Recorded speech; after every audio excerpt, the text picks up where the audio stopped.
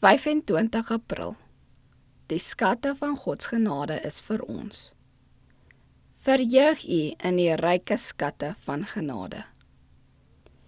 En jy moet vrolik wees oor al die goeie dinge wat die Here jou God jou en jou huis gegee het, jy en die leviete en die vreemdeling wat by jou is. Deuteronomium 6 vers 11. Ons moet God loof en dank vir tydelike seëninge en vir al die geriewe wat hy aan ons skenk. God wil hê dat elke gesin wat hy voorberei vir die ewige woning omhoog, aan hom eer moet gee vir die ryke skatte van sy genade.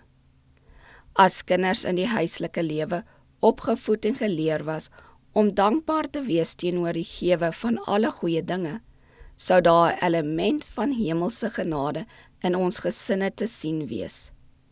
Die huislike lewe sou vrolik wees en die jong mense wat van sulke huise kom, sou in die klaskamer en in die kerk beleef en eerbiedig wees.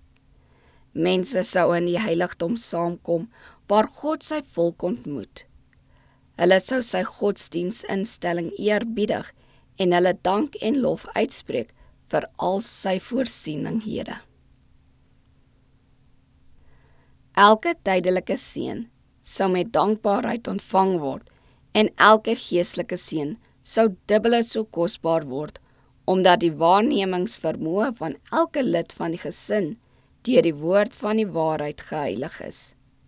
Die Here Jesus is baie na aan diegene wat sy kosbare gawes op hierdie wyse waardeer, wat weet dat al hulle goeie dinge tog van die weldadige, liefhebbende en sorgdraende God kom, en erken dat hy die groot fontein van alle vertroosting is, die onuitputlike bron van genade.